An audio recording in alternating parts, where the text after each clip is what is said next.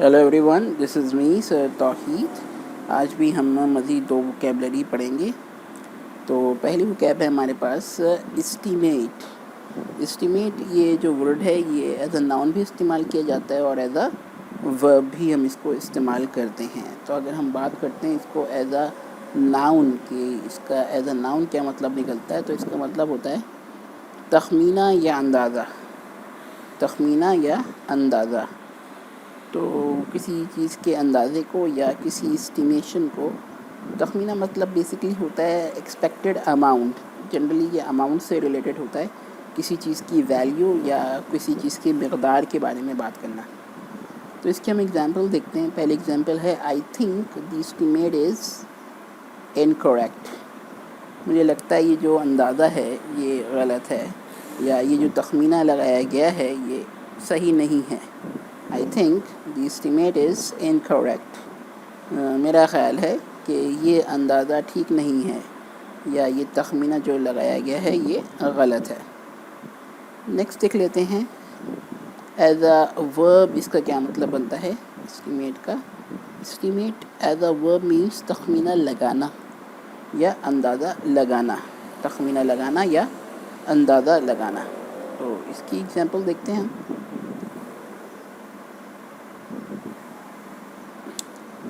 Last time you really estimated the cost very well۔ Last time you really estimated the cost very well۔ پچھلی بار تم نے جو اندازہ لگایا تھا کاسٹ کا وہ بہت زبردست تھا، یعنی کہ جتنا اندازہ لگایا گیا تھا ایگزیکٹلی اتنے ہی کاسٹ لگی۔ تو کاسٹ سے مراد جو بھی آپ کام کر رہے ہوتے ہیں کنسٹرکشن کے حوالے سے، اس میں جو لاگت ہوتی ہے، جو کنزمپشن ہوتا ہے پیسوں کا، یا جو ایکسپینڈیچرز آتے ہیں ہم اس کو کاسٹ کہتے ہیں۔ جو ٹوٹل خرچہ آ جاتا ہے کسی پروڈکٹ کو بنانے کا اسے اس کی کاسٹ کہا جاتا ہے۔ تو اگر آپ کو پہلے ہی اندازہ ہو کہ ایگزیکٹلی کتنا پیسہ خرچ ہوگا اس چیز کو بنانے میں، تو یہ کافی زیادہ ہیلپ فل ہو جاتا ہے آپ کے لیے۔ تو اس ایگزامپل میں یہی بتایا گیا کہ the last time you really estimated the cost very well۔ پچھلی بار جو آپ نے کاسٹ کا اندازہ لگایا تھا یا تخمینہ لگایا تھا وہ بالکل صحیح تھا۔ دوسرا وکیب ہے آج کا ہمارے پاس، اسے کہتے ہیں ایویڈنٹ۔ ایویڈنٹ مطلب ہو جاتا ہے، ایویڈنٹ کا مطلب واضح، ظاہر یا صاف، یعنی کہ کوئی چیز بالکل کلیئر نظر آ رہی ہو سب کو، تو اسے کہتے ہیں ایویڈنٹ۔ تو اس کے حوالے سے ایگزامپل دیکھ لیتے ہیں۔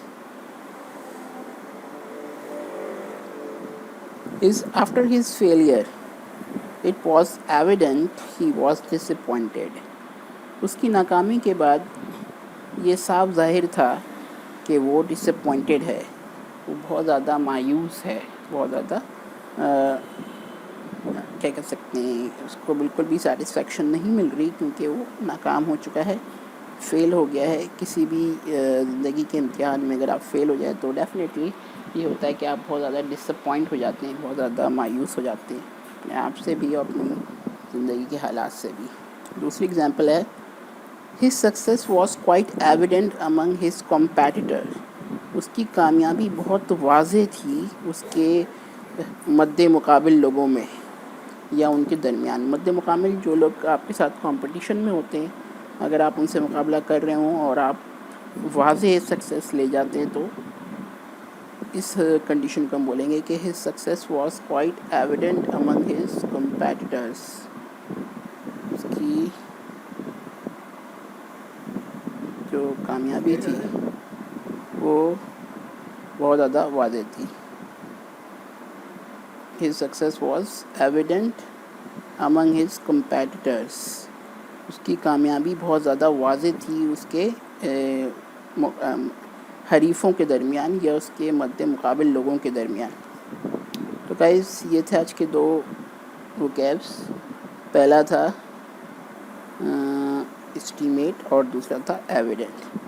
تو انشاءاللہ نیکسٹ ایپیسوڈ میں مزید کچھ وکیبس پڑھیں گے۔ اگر آپ کو میرے یہ ویڈیو لیسن سمجھ آ رہے ہیں اور صحیح لگتے ہیں تو پلیز سبسکرائب کر لیں میرے یوٹیوب چینل کو، اور اس پیج کو وزٹ کرتے رہا کریں تاکہ آپ کو آن اے ڈیلی بیسس کچھ نہ کچھ سیکھنے کو ملتا رہے. اللہ حافظ.